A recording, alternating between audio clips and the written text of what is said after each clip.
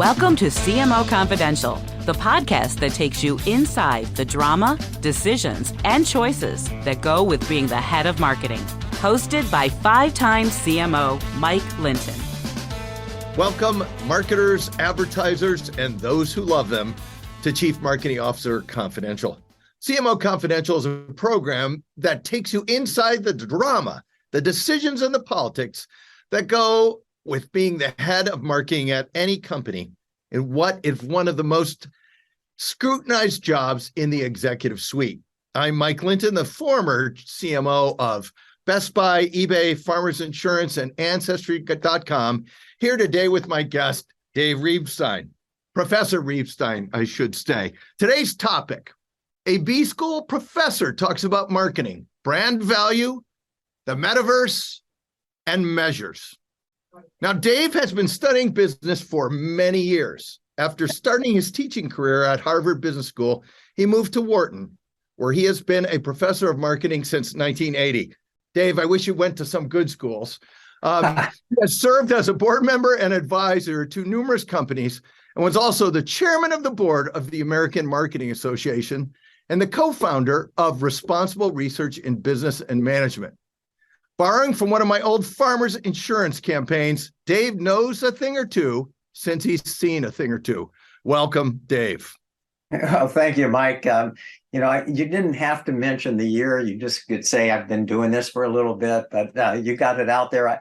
I generally tell people that I've been here at the University of Pennsylvania before Ben Franklin. And we have a statue of Ben Franklin sitting on a bench, and I did precede Ben Franklin on that bench, so there's some legitimacy. That's awesome. Well, look, I started my career at Procter in the Pleistocene era, so we have all this in common. So first question, Dave, give us an overview of the marketing landscape as you see it, and what have you seen over the past few years? Tell us about the trends and what's driving those trends. So clearly, so you've already dated me. But what I will say is, for the first decade, 2 decades of my being a professor and teaching, marketing was marketing, and it didn't change at all. It was just, let's look at the 4 Ps and let's get focused on that. And there was very little that was going on that was quite dynamic. It has been changing faster and faster, and we can go all the way back to Future Shock and Toffler and think about how the world's going to start changing faster and faster and faster and faster, and it's unbelievable sort of the rate of change. And so clearly going from the 4 Ps to, it's still the 4 Ps, but now we're going to do it electronically, and we're going to do it looking online, which really changed a lot of things that marketers do. And frankly, I just taught a class last week to a group of 240 executives, and I had to put a lecture in there about generative AI, and I wrote that lecture a week ago. Before did you use ChatGPT to write that lecture? Okay. No, I did. I wrote it. And then I said, let me ask ChatGPT what I should have said. And I looked at those things and I said, oh, okay, this is good. I left out of something that I thought was a good idea from ChatGPT. I saw some other stuff that I thought they have no idea what they're talking about. But I did use it to sort of, what I would say, edit. And I thought it was pretty interesting. But to your original question, oh my gosh, things are changing so fast. And the lecture that I had prepared about it, that was, a week before class, I'm sure by the time I delivered it, it was out of date. And so one of the big challenges for CMOs today is just staying up to date, because things are changing so fast. And that's so different than when you and I started in this whole thing. Yes. So along with this, we're seeing tremendous changes in spending and measurement, and a move in general towards things you can measure and weigh things that are harder to measure, like brand, that are longer term. Some people are saying this is going to cost folks in the long run. Other people are saying this is just the way the game is going to be played. Tell us, what do you think about this? And as you see people, you have more and more tools than ever. You have more and more places to spend money, and usually a lot of your investors are saying, I want you to do this with a lot less money. What do you see happening here on the spending front and on the branding front and in general on the marketing front, given all the stuff we've just talked about? There's the old adage that what gets measured gets managed. Yes. I think that what the new adage is, and I haven't come up with the right slogan for it, but what gets measured is where we spend our money. Yeah. It's so much easier to measure, digital advertising than it is to measure traditional advertising. Sure, We put up an ad, somebody clicks. When we're doing some traditional advertising, we have no idea, or we have less of an idea of how much impact it is. So people clearly are shifting money over to the digital side because it's measurable, not necessarily because it's more effective. That's what I want to talk about. And I'm going to say money moves to measures. That's the thing. I'm just going to coin it for you right now. You can use it if you want. Do you think I'm writing it down and I'm authoring it? So okay, there you go. Very good. I want credit, like assistant credit on the academic paper.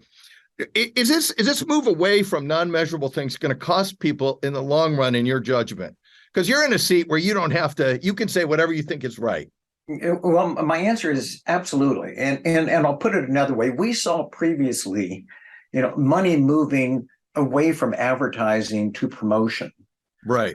And that primarily was because it was short term. And we could look at those short-term impact and stop worrying about those longer term investments. You mentioned one of them, and it's one that I pay a lot of attention to, is brand.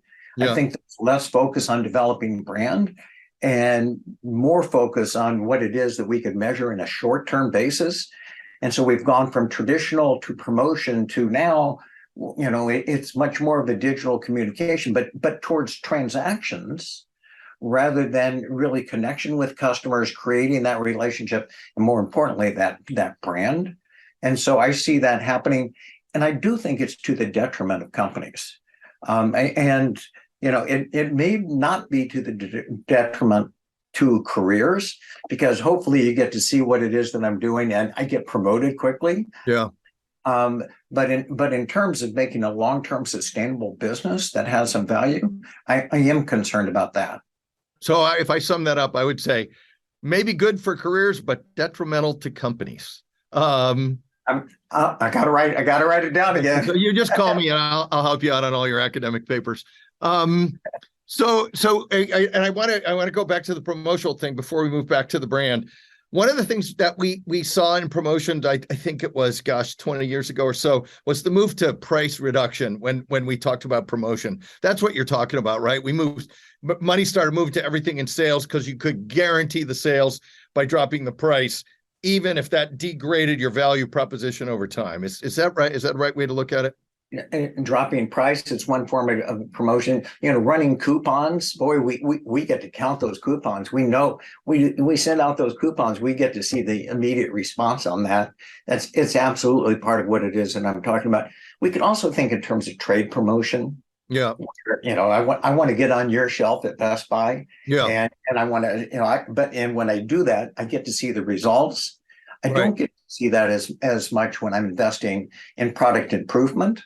And in particular, for brand and brand development. Right. And the other thing that drove, I think, some of that was the need to make either a quarterly number, an annual number, or, persnickety private equity investors that wanted stuff right now. Since we're talking about brands, I know you have done a lot of research on brand value. Tell us about that and tell us about the research. So, lots of people who sort of study brand, and thinking about the relationship that the brand has and the brand architecture. And I think that's important work. I'm a metrics guy. And so I always want to think about, how do we measure the financial value of a brand? Right. And I absolutely believe we can measure it. I also absolutely believe it should show up on our financial statements.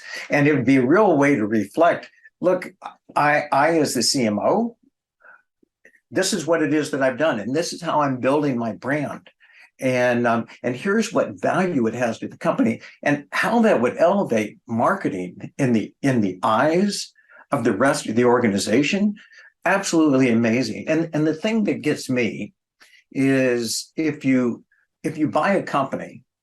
Oh, the goodwill thing. Yeah, you're going right to goodwill. Yeah. Yeah. You can measure the brand, and you can measure the brand value. Procter and Gamble buys, Gillette. We've got plant, we've got equipment, we've got these assets. There's this goodwill. What portion of that goes to the brand? And sure enough, they have a Gillette brand on their books. They don't have Tide. Yeah. They don't have Cheer. They don't have Crest or Scope, or you don't want me to name the brands at Procter and Gamble, but since I used to work there, I kind of do. Yeah, but I'm gonna let you off the hook. And the brands they build don't show up anywhere. And I think this is an asset. It's an asset for the company. I know this is a super interesting topic, and we may have a whole show to talk about on this later, because it only shows up when you buy a company, and it ends up in the goodwill line, or whatever you want to call it, as a line item in acquisition accounting. But it never shows up on if you grow it yourself, because there's no way to measure it. So I do believe someday someone's going to crack this code, and a bunch of marketers want to do that. But I also believe it's going to be really tough, because it won't apply everywhere. Like if you have a B2B brand or a smaller segment, it'll be harder maybe to measure it. But I do think it is fabulously interesting topic. Mike, I totally disagree with you. I believe in the B2B. On the B2B side, we ought to be able to measure it. If you're a smaller company, we ought to be able to measure it. My local florist, yes, she's got a great reputation with her clientele. People are more likely to go to her because of her brand. And to think of the value that brings to her and her business. I'm with you on this. Okay. I'm glad you disagree with me. I'm hoping. My hope would be there would be one formula that worked for everybody. My guess is you might need more than one formula, but we're going to do a whole nother show on this. Well, okay, and I don't want to preempt that other show, because I'm always delighted to spend time with you. We don't have one formula for determining the value of inventory. There's the LIFO, there's the FIFO, there's a few other methods that we have. We could have 2, 3, 4 different ways of measuring brand. And we just, we footnote and say, I'm measuring it this way. I agree with this. I totally agree with this, because I think there's probably 3 or 4 ways to measure it. But we'll do a whole nother show on brand value, because I think, and maybe we'll bring like the ANA or somebody else in here. All right. Given everything we've discussed, what should marketers be thinking about right now, both in the long and the short term? Because we talked about careers. Regardless of the recent Spencer study, it's been a pretty fast turning seat. So tell our CMO and agency listeners what advice you have on where to focus now. So you think you've just changed topics, but you haven't changed topics, and you're still talking to a metrics guy. And when you say right now, what is it that's going on? We're facing an economic slowdown. We're facing the potential of a recession. And what is it that the CEO and the CFO are saying to everybody in the organization? I want to know what the return is on my investment. Right. And marketers right now need to be able to try and capture what kind of return am I getting? And if we only measure it in those short-term sales, we're not going to capture it. So I think that's what it is they need to be focused on. Let me give you a second thing they need to be focusing on. We no longer can just think like a customer. We have all the measures, and we need to get in our organization a lot of analytic skills. And it shouldn't be sitting somewhere else in the organization. It should be front and center within the marketing group, how we're going to count our customers, how much we spend to acquire them, what we need to be spending on to retain them, and think about the value of our customer base as well. Well, gosh, I actually totally agree with this, and I've built like the customer experience group in a couple companies I've been at, almost all off of analytics, and I'm a big believer in Net Promoter Score. And also, I think marketers in many instances, particularly over the last 10 years, have been so focused on acquisition and acquisition efficiency, they have missed some of the retention story. And as it gets really hard going forward, given the potential recession and inflation, consumers cutting back, there'll be this whole new thing about, well, maybe acquisition's not going to help you so much. Yeah, and by the way, all of this sort of fits together because one of the things that obviously it's becoming more and more prominent is thinking about the lifetime value of a customer. Yes. And that is, okay, I spend to get them. I want to make sure I retain them and look at what their future value is going to be. So it's not necessarily dollars today, but I know that I've acquired this asset. And if I continue to invest in retention, what it is that's going to bring me down the line. Yes, and so I hear you saying marketers are really customer representatives regardless of the industry, and they should be managing the whole customer, not just the top of the funnel or the acquisition phase, which I would totally agree on. But a lot of marketers don't have that, right? They're sitting on either they're just like essentially the comms people or anything else. When you look at the CMO role today, and you look at how it varies by company and industry, any thoughts on that? And then what should people be thinking about there?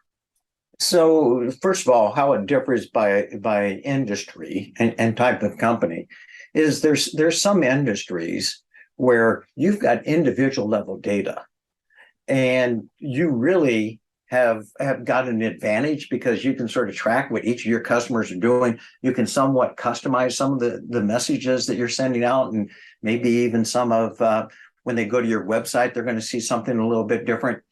But I think what it is that is going to happen is our ability to try and measure various different things and be able to try and capture that in any particular way. So I think we've got that for sure. So one of the things, if I take everything we've just talked about and I put it in a little mixer, I will say tough recession. A lot of people have cut back on branding. Consumers getting a little tighter with their money. Am I looking at a tougher year for CMO tenure going forward or not? Yeah, you are. All you right. are. And probably deservedly so. Deservedly so, because we're still not, capturing what's that return that we happen to be getting. All right. Well, there, I'm going to the dentist for an uplift after our chat here, Dave. But I would agree with you. I think it's going to be a tough year. The other thing I think that is really on the CMO is to make sure you're partnering with the CFO so you don't get a set of unrealistic expectations given the economy and given the headwinds that a lot of companies are going to be facing. And if you're not ahead of that game, man, it could make it even a tougher tenure story for you. But the only thing that is the positive side of it is there's lots of other new CMO positions that have opened up. So that's the bright side, right? Is there's lots of, everybody keeps moving from chair to chair. Right. And if you're a recruiter, it's a fabulous upside. So I want to flip topics because I know you have been studying the metaverse. Tell us what you've learned and how people should be thinking about the metaverse. I think there's a lot of companies that wanted to race to the metaverse because, there's been previous parties that people came late to. And it's like, I don't want to miss this party. I keep hearing all this buzz about the metaverse. I keep seeing the McKinsey forecast of the trillions of dollars that are going to be in metaverse. I need to be there. And yet people don't know exactly what they're expecting from that. I know I need to have a presence there.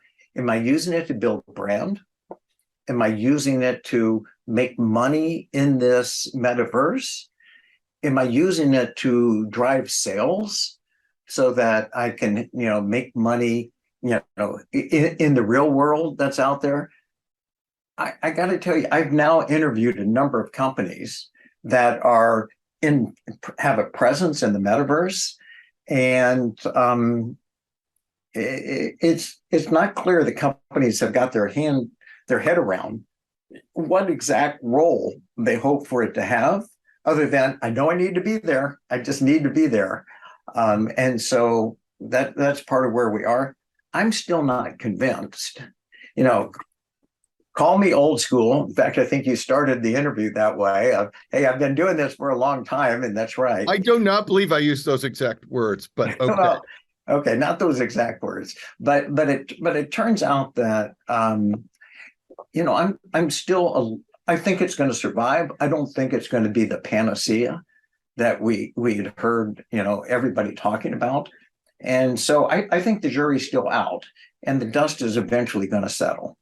So let's go back, because you mentioned a bunch of parties that people were late to. And I would say some of those parties were the move to mobile, the move to social, where a bunch of people thought that's just for this group of customers, or that's not really a big deal, and they were really late. Those were, though, different, I think, than the metaverse, maybe in my head. First, am I drawing the right conclusion across, like when I look at mobile and social and people being late to the party? So that's what I was referring to, is exactly those two. And it turns out, some people were going, well, let's wait and see what happens. And it's like, oh my gosh, this has really taken off. We can even go back to, do I really need to be into e-commerce? And right. I'll take us back to, Merrill Lynch saying, no, we've got a big field force. We don't need to do e-trading. Sure. And it's like, boy, here comes e-trade. I think we need to be there. Well, you also look at insurance, where Progressive and Geico kind of ran away with digital before anybody woke up, and let them also build massive brands there. Tell me why the metaverse, though, is different than digital, mobile, and social. Because is it because they're platforms, or what is it? Tell me why the metaverse is different in your mind. First of all, it's just freaking weird. Okay, I mean, this is just people living in this other environment. Is weird. And by the way, I'm not sure it is different, but I think what is different is lots of companies rushed in. I need to have a presence there. I need to build a virtual world. And so I think one of the things that is different, and maybe it's one of the things that's also similar, is it's a pretty narrow part of the population that are the users going into it. That probably was true for mobile, and probably true for social as well. I'm not as convinced that we're all going to be wearing virtual headsets and sort of living in that virtual world. But I think the technology is going to change. I think it's going to take, most of the things these days are happening faster than we would have guessed. I suspect that Facebook is sort of pausing for a second and saying, maybe we shouldn't have changed our name quite so soon. Quite so fast, yeah. And let's wait to see what it is that's going to end up evolving. Because I'll say, see if I'm right on this one. When mobile came and social came, those were effectively, they took things you already did and they made them more efficient or easier or more community-based than the metaverse, which is, it's unclear exactly, what the consumer benefit is in the metaverse, unless I'm doing some kind of like super training or, virtual reality training stuff. Is that a fair statement or not? Almost. I think part of what ends up happening is that we've got this, I want to think in terms of e-games. Yeah, sure. And the e-game market has just taken off, right? And so if we could play games, when you and I were growing up, we'd go into the backyard and we'd play baseball, and we'd go out into the street and play hockey, or the driveway and play basketball. We would do real sports. And then there's these esports that it's a huge business right now. Yeah, and pretty fun too. If people could play in these virtual sports, it sort of is a natural world to think of. Well, then they could shop in these natural sports and have fancy cars in these in this e-world. And it sort of is like living an alternative life, which is a little bit scary for me to get my head around. Yeah. But it's going to happen. By the way, I said 10 years ago, we're going to see esports in the Olympics. And how weird is that? But we're going to see esports in the Olympics. Sure, Ready Player One. Yeah. So hey, given everything we just talked about, are we training business students at great universities like Wharton and other schools, Fuqua maybe? Are we training students correctly for the jobs they're going to get? Well, first of all, I have a little bit of skin in the game. I guess that, yeah. This may not be an unbiased answer. I would like to believe that we are. And what I believe is that we need to be training our students, not just here's how you do it, but here's how you learn and adapt and evolve. And learning how to adapt and evolve and how to analyze things is what the student of the future is going to need, to do once they graduate and go out into that world. And I think that's really, really important. That being said, by the way, I believe there's a lot of things. I believe in many ways, some industry is out ahead of academia. And we within academia are racing as fast as we can to catch up with some industry practice, for sure. But part of what happens at Fuqua, at Wharton, and other places is, all the students come in with the richness of experience. And so some of that is learning from others that happens. And it's not just all happening from the front of the classroom. Well, this may be a great follow-on when we talk about brands and our next show. Like, are we training students to deal with all the ambiguity that goes with this and the ability to kind of pivot? So last question before we end the show, and it's a two-part question. You could pick part A, B, or both parts. Funniest marketing academic story that you can share, and or a piece of practical advice we haven't discussed yet that might be beneficial to our users. So funniest academic story, and actually I'm going to pick on me. All right. This funny story, and it's right up there with my most embarrassing story. All right. Take us back a little bit before the Russia and Ukraine incident. I had flown over to deliver a speech in Moscow. I had a large audience that was there. I don't sleep on an airplane. I've tried. I don't sleep. I flew over. I got there, and walked around and saw some of Moscow. I'd been to Moscow a few times before. I went to bed. I fell asleep about 5 o'clock, but I'd missed one night. I've now missed my second night until 5 o'clock, but my alarm went off at 6:15. So after 2 nights, I've had an hour and 15 minutes of sleep. Had an early morning meeting, and then bam, I'm in front of a large group. And I'm up there speaking to this large group. And I've got, translator that's going into my ear and speaking out to them. I've had a lot of students fall asleep in my lecture. Yeah. I fell asleep in my lecture. I am standing up in front of class. I'm speaking for a while. This is now in the afternoon. And somebody asked a long question in Russian. And I've got some translator that's talking into my ear. And at a certain point, yep. I on my feet, my head goes down. The next thing I know is I hear the translator going, Professor. Comrade Reibstein does not wish to answer your question. I think that's what they should have said. Yeah. All right. So last thing before we sign off, practical advice for our marketing and advertising listeners. You've got to figure out how to measure what that financial value is of what it is that you're doing.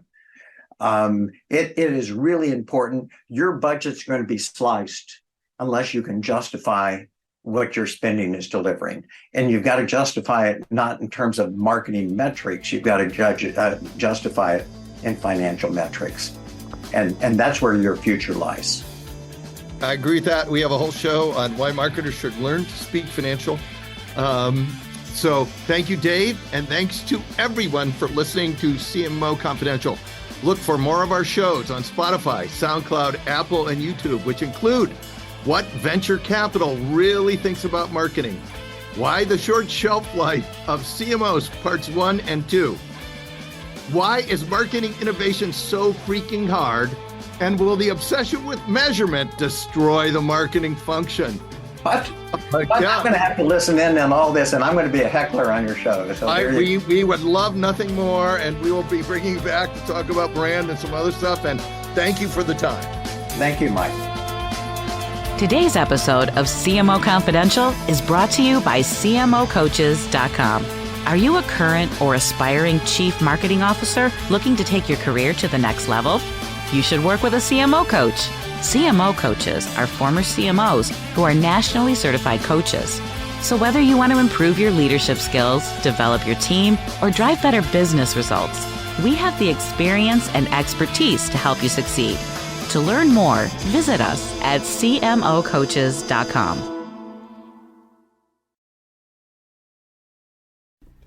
Great careers are forged out of great relationships. Your success, whatever your field, relies and thrives on the support and insights of others.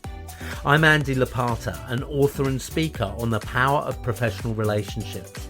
In the Connected Leadership podcast, I have the privilege of interviewing people from around the world to understand the relationships that have made a difference on their journey and how their insights can help you. From Nobel Prize winners to Olympians, from NASA astronauts to peace campaigners, my guests have shared some captivating moments from their lives and careers.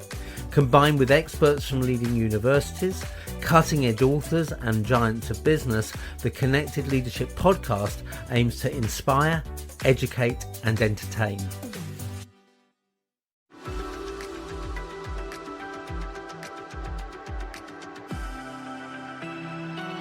Are you tired of the same old productivity hacks? Have you read the top 20 books on effectiveness, and yet your workdays and email inbox still causing anxiety, burnout, and even depression? Ready to learn the latest in brain-based modalities, techniques, and technologies to optimize your success and well-being? Welcome to the Focus to Evolve podcast, where we'll illuminate your path to spacious productivity and balanced thriving. Each week, we dive into deeply insightful and immediately impactful methods to help you become highly effective while promoting health, profitability, and well-being. Say goodbye to the trance of busyness and hello to your highest potential. It's time to discover a new way of accelerating your mission, growth, and purpose. Join us on the Focus to Evolve podcast and get ready to live your most joyful, productive, and fulfilling life.